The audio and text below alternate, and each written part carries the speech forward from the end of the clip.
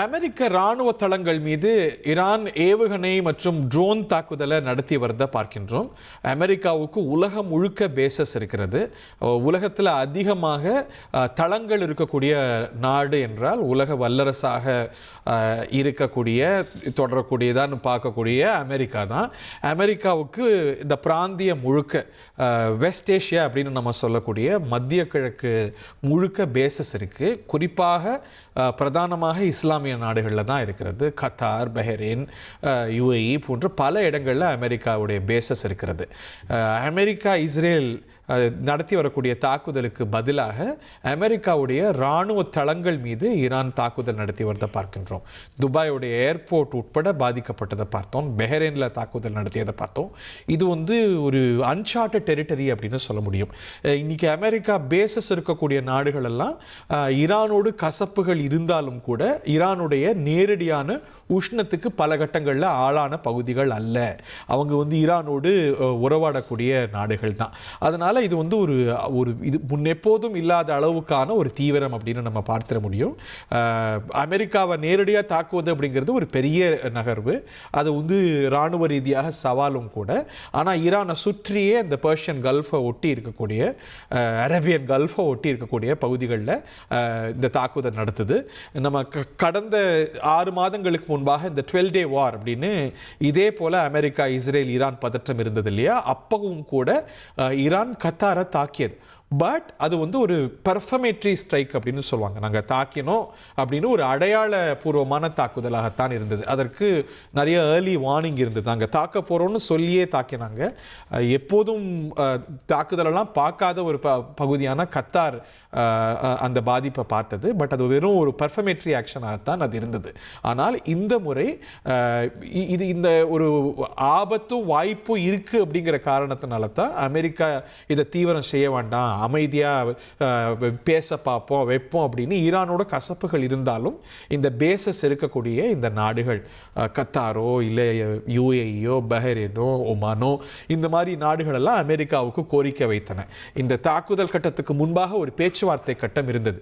இன்னும் சொல்ல போனால் ஒரு ஃபசாட் போல இந்த பேச்சுவார்த்தையில் முன்னேற்றம் என்றெல்லாம் அறிவிக்கப்பட்டது. இந்த சூழலில் தான் இந்த தாக்குதல் நடக்கிறது. யாரும் எதிர்பாராத அளவில் ஈரானுடைய சுப்ரீம் லீடராக நீண்ட காலம் இரும்பு கரம் கொண்டு ஆண்ட கமீனி கொல்லப்பட்டிருக்கிறார். It has opened a Pandora box.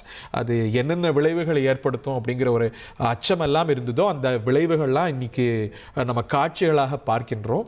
பொதுவாக இந்த மாதிரி போர்ச்சூழல்லாம் பார்க்காத பெரும்பாலும் பாதுகாப்பான நாடுகளாக இருந்த இந்த நாடுகளெல்லாம் கூட இந்த தாக்குதலுக்கு உள்ளாகி இருக்கிறது. இங்கே தான் அமெரிக்காவுடைய முக்கியமான மிசைல்ஸ் எல்லாம் அந்த பிராந்தியத்துக்கு அமெரிக்காவுடைய ஃபோர்ஸஸ் எல்லாம் குவிக்கப்பட்டிருக்கிறத பார்க்குறோம். இன்னும் சொல்ல போனால் உங்களுக்கு நினைவுக்கு இருக்க வாய்ப்பு இருக்கிறது. ஈரான் அமெரிக்க பதற்றம் கடந்த வாரங்கள்லாம் தொற்றிய போதும் கூட ஈரான் ஒரு வீடியோ வெளியிட்டது. ஒரு சிமுலேட்டிவ் ஏஐ வீடியோ தான். ஈரான் மேலே தாக்குதல் நடத்தினா அவங்க பேசஸ் எல்லாம் சின்ன பின்னமாகும், நாங்கள் டார்பீடோ அட்டாக் பண்ணுவோம், கடல் வழியாக அட்டாக் பண்ணுவோம், வான் வழியாக அட்டாக் பண்ணுவோம் அப்படின்னு இந்த தேசங்களுக்கு, அமெரிக்காவுக்கு மட்டுமல்ல இந்த தேசங்களுக்கும், இவையெல்லாம் நம்ம சேர்த்து பார்க்கணும். இவை இஸ்லாமிய தேசங்கள். இதில் சில நுணுக்கங்கள் இருக்கின்றன. அமெரிக்காவுடைய தோழமை தேசங்களாக பெரும்பாலும் சுன்னி இஸ்லாம் நாடுகளாக இருக்கக்கூடிய இந்த நாடுகள், இந்த பேசஸ் இருக்கக்கூடிய நாடுகள் இருக்கின்றன. ஸோ அவங்களுக்கும் ஒரு மெசேஜ் சொல்வது போல அமெரிக்கா மீது தாக்குதல் அப்படிங்கிறது ஒரு பெரிய ஸ்டெப். அமெரிக்கா அதுக்கு இன்னும் கூட எதிர்வினை ஆற்றும். ஸோ அதனால் ஒன் ஸ்டெப் ஃபர்தராக ஈரானுடைய ரெவல்யூஷனரி கார்ட் கமாண்ட் இந்த முடிவுகளை எடுத்து இன்னைக்கு தலைமை மறைந்ததனால புதிய தலைமையும் சக்சஸனும் வந்திருக்கிறது. இன் கோஆர்டினேஷன் அமெரிக்காவுடைய பேசஸ் குறிவைக்கப்பட்டிருக்கிறது. மத்திய கிழக்கு முழுக்க அமெரிக்காவுடைய பேசஸ் இருக்கிறதுங்கிறத நம்ம பார்க்கின்றோம். பஹ்ரைன் இதில் குறிவைக்கப்பட்டதை பார்க்கிறோம். பஹ்ரைன் அமெரிக்காவுடைய பேஸ் இருக்கக்கூடிய நாடு. இன்னும் சொல்ல போனால் பஹ்ரைன் அமெரிக்காவுடைய பேஸ் இருக்கக்கூடிய ஒரு நாடு. இன்னும் சொல்ல போனால் பஹ்ரைன் வந்து இஸ்ரேலோட உறவு கொண்டிருக்கக்கூடிய இஸ்லாமிய தேசம் அப்படின்னு பார்க்குறோம். ட்ரம்ப் 2020 ஏப்ரஹாம் அக்கார்ட் அப்படிங்கிற அக்கார்டில் பஹ்ரைனோடு இஸ்ரேலை உறவு கொள்ள வச்சார். பஹ்ரைன் தாக்குதலுக்கு உள்ளாகி இருக்கிறது. உங்கள் தந்தி1 தொலைக்காட்சியில் காதலும் கலகலப்பும் நிறைந்த ஒரு புத்தம் புதிய ஃபேண்டசி தொடர் ராஜா ராணி தினமும் இரவு 8 மணிக்கு.